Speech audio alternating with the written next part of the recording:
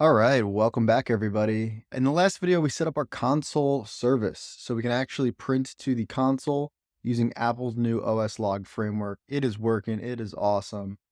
In this video and the next couple of videos, we're going to set up a couple additional services so that when we initialize our log manager back in our dependencies file, this array here, we can inject a whole bunch of services, which we can send all of these events to. In this video, we're going to work on Firebase Analytics. So because we're using Firebase already for our backend, they also have an analytics service, and the analytics service is free, and it comes built into Firebase. So we're just going to set it up because it's fairly easy to set up and it can't really hurt. We are going to use another analytics service in a future video where we're going to set up Mixpanel. That is a much more premium analytics service, and I think that's where we're going to spend most of our time actually concerned about analytics. But for right now, let's just get Firebase Analytics up and running. So let's switch back into our code base. And actually, before we even do the Firebase Analytics, there's one quick thing that I forgot to do in the last video. So we have our log manager. And as we saw in the last video, we can now send in these track event methods where we send in a loggable event. Let's actually make a couple convenience methods so that we can actually call this without creating a new loggable event every time. Because if I look in the app view, most of the time we're going to create these enums and we're going to use these for our analytics. But occasionally this gets annoying and I would rather just be able to do it in one line and in line make some sort of event. So what we're going to do is actually open up our services file. In our logs, we have our log service in which we kept our loggable event. Let's go ahead and cut this and make this its own file. So I'll cut it. Let's jump into the logs folder and create a new folder called models and paste it in there. And then I'm going to create a new data type. Let's make it a struct and we'll call this any loggable event. And it'll be just a generic implementation of loggable event. So we'll conform to loggable event. Now we know that loggable event is going to need a name, parameters, and a type. Let's go ahead and create an initializer here in which we can just manually inject a name, parameters, and a type. And we'll set the default type to analytic. That will be what we're going to use for most of our methods. And I will just change these to lets. So Control-Shift down arrow. Let's cursor over and change these to constants so that we have our immutable struct. Just like that, we now have any loggable event. So now let's jump back to our app view. And I should be able to also say let maybe event equals any loggable event. Triple click, Control M. Let's say my new event. Maybe we'll pass in the user model.mock parameters and we'll call this analytic. And then let's call log manager. And now let's create a method in log manager. So let's jump into log manager in which we create a func called track event, but this one takes an event of type any loggable event. So from this method, I will call the same method in the service since it conforms to the same protocol. So from here, I can also just call services in services, and that should work. And notice that we're not changing the protocol. So when we make these, we don't have to add extra methods. This is essentially just a convenience method to also access the track event function. The protocol itself did not change. So now I should be able to call log manager dot track event and pass in the new event. We're going to do one more. If I go back to the log manager, let's make one more convenience method for the team, just because our developers are going to be sending lots of analytics. So we can create another function called track event. And this time, let's expose inside any loggable event. There we have this initializer here. Let's just copy it and let's paste it here. Let's expose this initializer directly, essentially. We'll create the event in code. We'll say let event equals any loggable event. Let's pass in the event name, the parameters, and the type. And now I should also be able to call this as an even more convenient method than this. So now in my code base, I can also just call log manager dot track event. And let's go ahead and say Another event is here. And let's build and run Command R just to make sure that our events are working. And just like that, we now got my new event and another event is here. Awesome. All right. So not that we had to do that, but now this should be pretty easy for our team to access any of these. I'll go ahead and now tell my team this is the recommended approach. So most of the time we'll create an enum like this so that we can have all the cases for our analytics on the screen. But also if we ever need to, we can just do it inline like this or like this. All right, now let's actually switch over to making our Firebase Analytics service. Let's open up the Navigator. In our services folder, we're going to right click, create a new file, and it will be called Firebase Analytics Service. Just like most of our other services, it's going to be a struct. We're going to call it the Firebase Analytics service and conform to log service. Open the brackets. Let's create an initializer, even though we don't need to do anything to customize this initializer. And now let's conform to log service. So let's go ahead and click fix here, and it should give us all of our methods. I'll cut them and just move them down here. You will notice that our service, again, does not have those convenience methods. So we only need to handle one track event method, not all three that we just created. Now in here, we're going to go through and actually add the code for Firebase Analytics. Below, I will link the docs for Google Analytics. I guess it's officially called Google Analytics. I've covered this on YouTube already, so I'll also link a tutorial video below. And because of that, we're going to move a little bit faster here. All right, let's jump in. The first thing that we need to do is get the Firebase Analytics framework into our code base. So let's jump up to our Navigator and let's go down to our libraries. We have Firebase Firestore, Storage, Auth. Let's go ahead and add in Analytics. I don't think we need any of these other frameworks for now, so just the default Analytics. Let's go ahead and add. Let's jump back to our code, and now let's import Firebase Analytics. Command-Shift-K to get the compiler to refresh Analytics.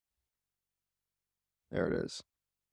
Let's also import Foundation into the file for the default stuff. Now I'm just going to run through these quick because I don't think that learning the syntax for these dependencies is that important compared to the actual course. So within identify user, we can call analytics.setUserID. We could pass in the user ID. Name and email are optional. So let's say if let name. So if we get the name, we can call analytics.setUserProperty. And then on the user, we'll set a property, which is the name for, and the key here, I'm going to put account_name. And then we'll do if let email. Let's go ahead and do the same thing. And we'll do account_email. This should be email here. Quick and easy. For add user properties, we're going to call the same thing. So let's loop on the dictionary. We'll say for key value in the dictionary. Let's call analytics.setUserProperty. Now, Firebase only accepts string values here. We cannot just set any value. So we're passing in any value. So let's go ahead and try to convert any into a string. So we can say if let string equals, we'll say value as string. And then we can paste this in here. Paste the string, and then the for name will be the key that we passed in. We're going to come back and optimize this in a minute, but we'll just leave it in there as we run through these methods. The analytics does not have a delete user profile that I know of, so we'll just leave this blank. Then we have our track event functions. So track event is pretty simple. We have analytics.log event. And then we have event. So here we'll pass in the event.event name and the parameters is the event.parameters. Down here, Firebase actually has a specific way to log events that are screen events. So we'll call analytics.log event. But this time we'll use a special keyword as the event name, which is analytics event screen view. And then we have to pass in a specific parameter here. We'll say analytics parameter screen name. And now we'll pass in the event.event name. All right, so just like that, we have our analytics service up and running. So you can see how easy now it's going to be when we add a new analytics service or something like this.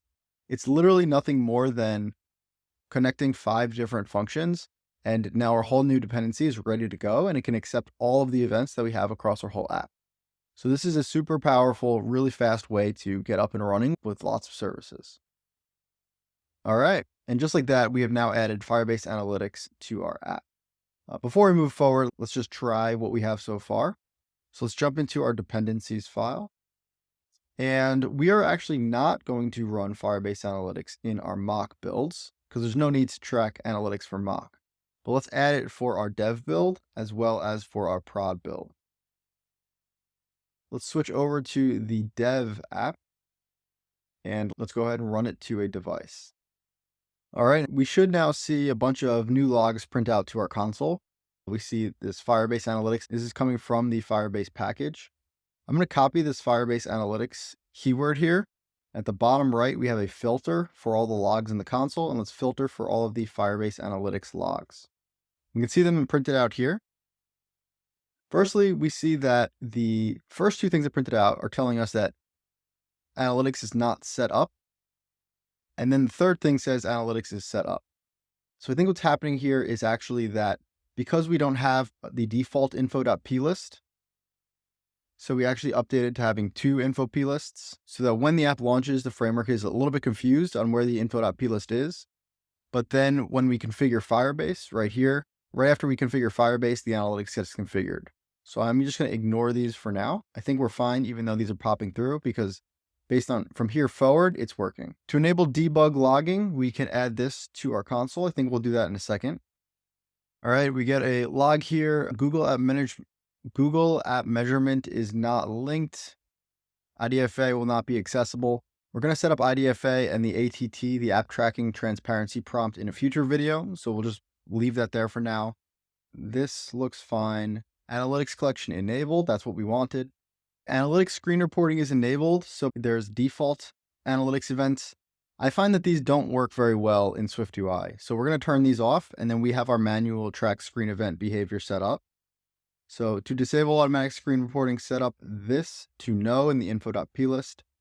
Let's jump into the info.plist. So at the bottom here, I will add this value. And let's just set it equal to a Boolean of no. I will Command R to build and run. Let's make sure that that does not print out again. Cool, looks like that's gone. And now down here, we get some weird feedback. Cannot create a value with unsupported value. Must be a number, a string, or an array. Event parameter must be a string, a number, or an array. Right now, it looks like it's supposed to be a date. It looks like this is also a date here. So what we're going to do now is jump back into the Firebase Analytics service. I guess I can delete this init because we didn't do anything. So the Firebase Analytics actually has a bunch of rules that are mostly in the documentation about how we can actually send these values. So just because we have a value and the event compiles doesn't mean it's going to make it all the way to analytics. So we're just going to clean up some of this code real quick. I've already read through the docs. I've done this before, and that's why we're just going to move fast here. But otherwise, you would basically just have to keep running your code, and eventually you'll come up to all the errors, and then you'll fix them as you go. But let's go down the list here and just fix these methods. The first one we're going to fix is the add user properties. So in the Firebase docs, it actually says that the analytics only allows up to 25 user properties. So you can imagine if we add user properties a bunch of times in our app, we're going to hit 25 pretty quick.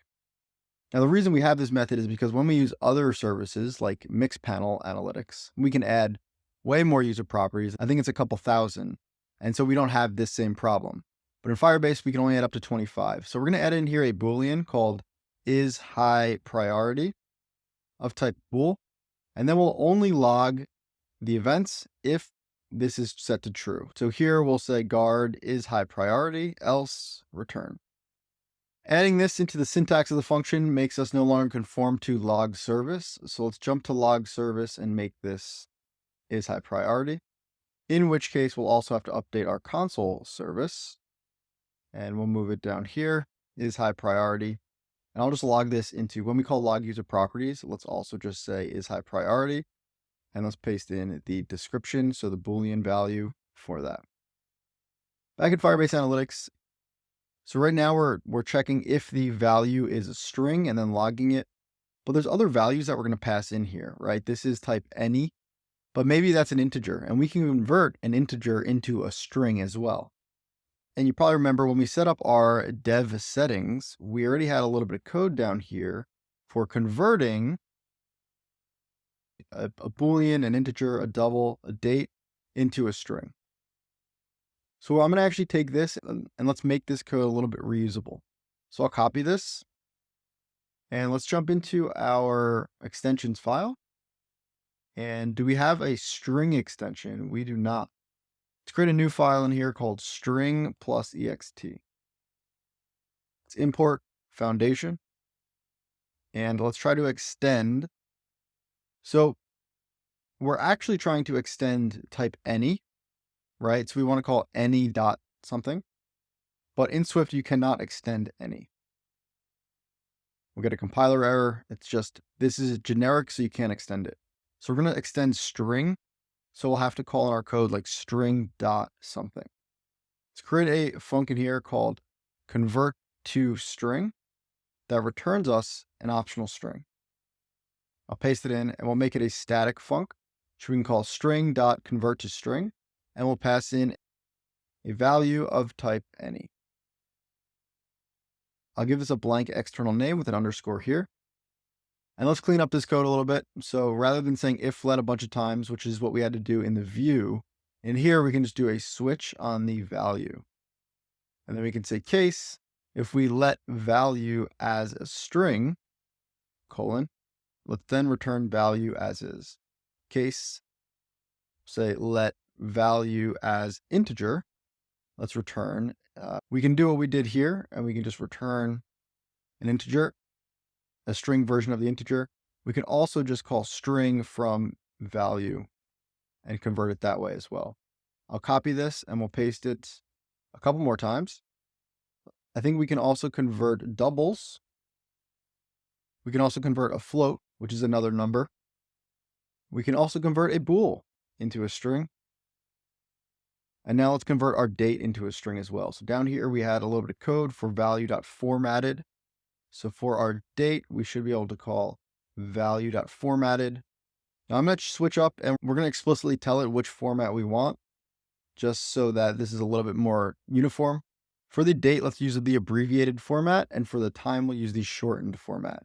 Just because I don't want these long dates printing out. This is like lots of extra data. Let's get the most condensed version of the date we have. We want to then convert it as, lastly, if any is an array, we can also convert it to an array. So we'll say if value as an array of any. Now we need a little bit of extra logic here. So firstly, let's go ahead and take the value, or let's call this array. So if it's an array, we'll compact map it. And for each item in the array, let's go ahead and let's then call string.convert to string.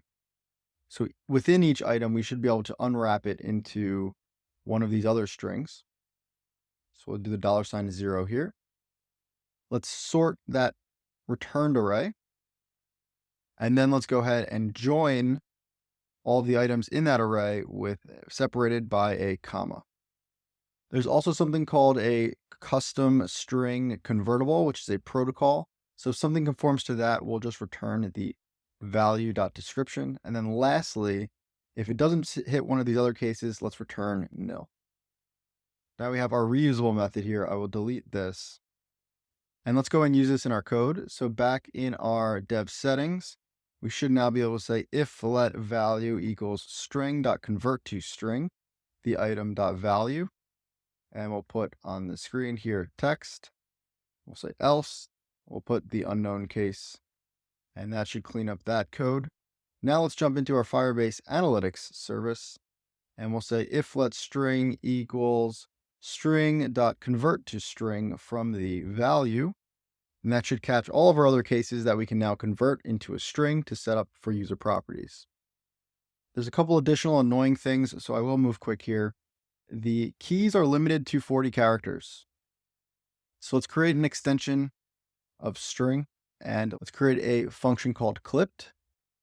And I'll pass in a value for max characters of type int. Let's go ahead and return a string. We'll return a prefix. So the first max length of the max characters, and then we'll take this prefix, which returns us a subsequence, and convert it back to a string. While we're here, Firebase Analytics also doesn't like spaces in some of the names.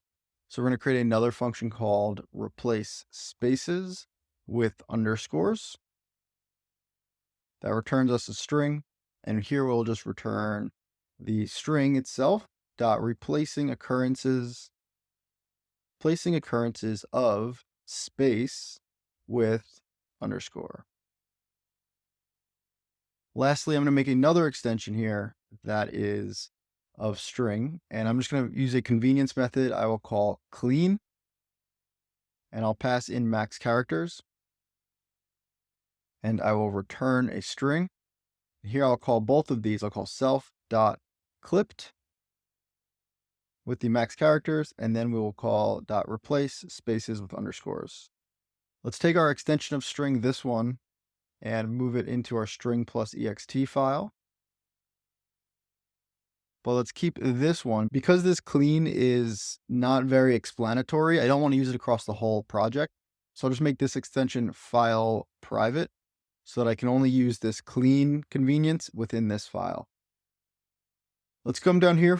For the key, let's limit it to the 40 characters. We'll say let key equals the key.clean up to 40.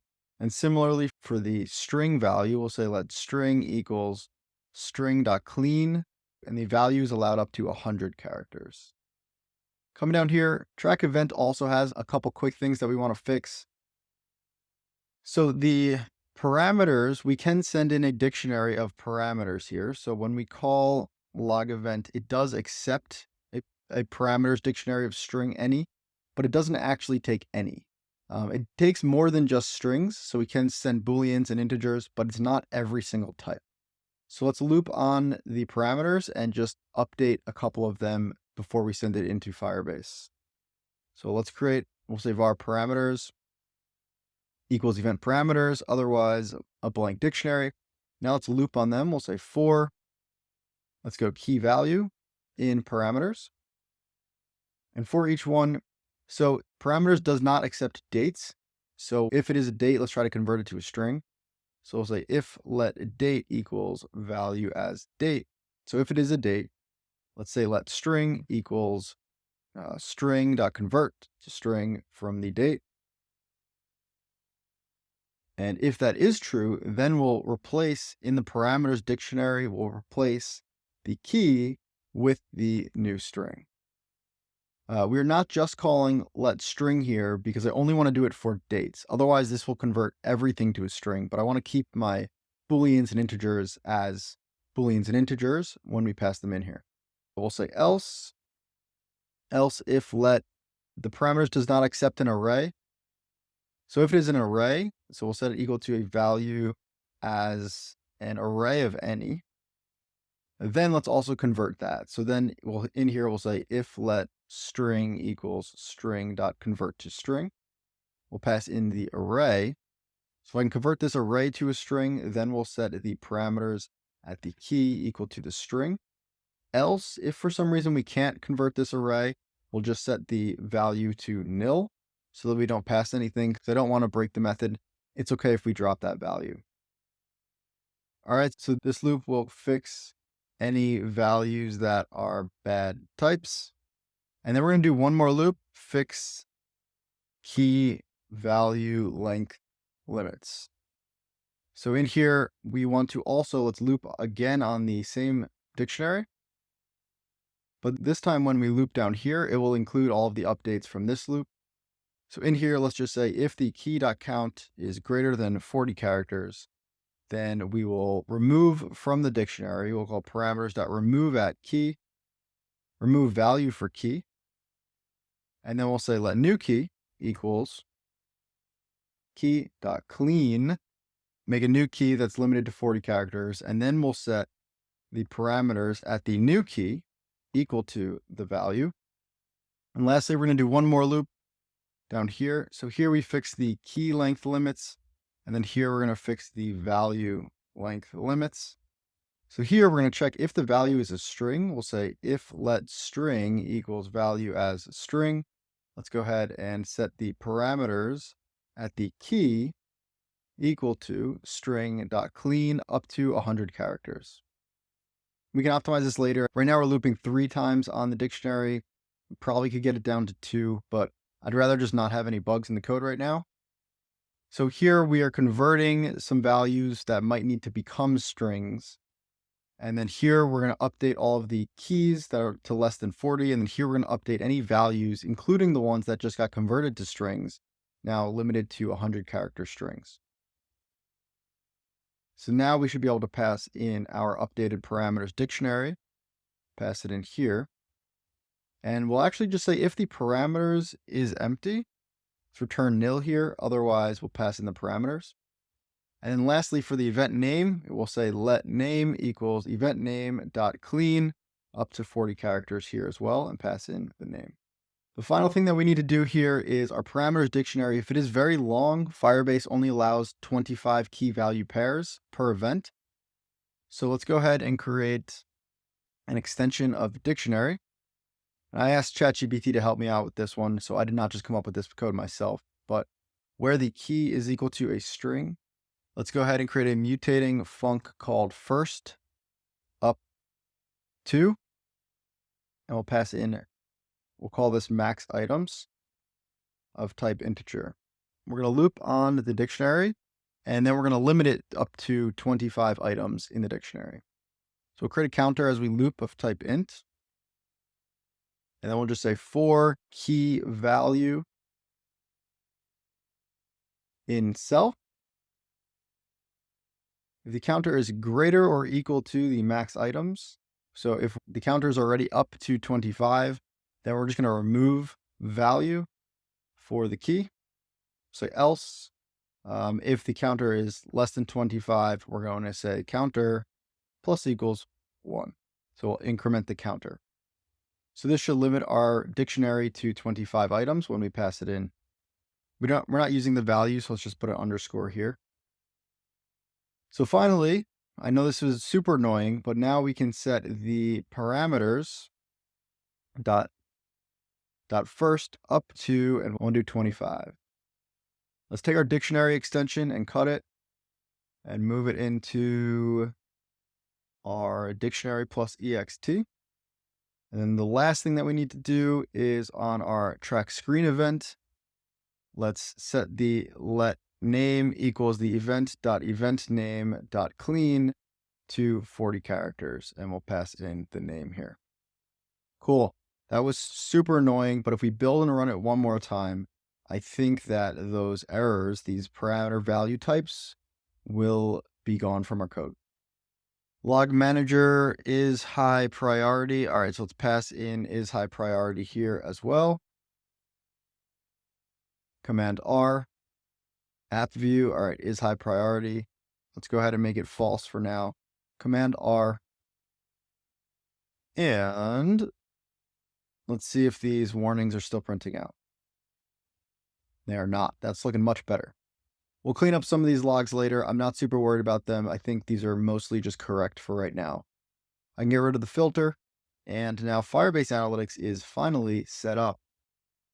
Sorry that you guys had to run through that. That was a little annoying to have to clean up all those keys and things, but now that we've done it once, we are set and good to go. And you guys can also just copy this code into your own projects. Looks like SwiftLint is yelling at us one time. Prefer a for where. So we have a loop where we're just doing one if statement. So we can actually refactor this to for key value in parameters where the key.count is greater than 40. And then we can just paste this here. Command Shift K to clean. And let me see if I have any other errors in the code. I'll clean up the other SwiftLint errors quick. and Command Shift K. I think that does it for this video. All right. Sorry guys, I know that was a little annoying that we had to set this up, but now we're ready to rock and roll. We're going to create a couple more services in the next couple videos, and then we're going to actually add in our analytics. Let's go ahead and Option Command C. Let's call this a feature, and we'll say Firebase Analytics. Go ahead and stage it and commit it. Push it on up to GitHub, and I'll see y'all in the next video.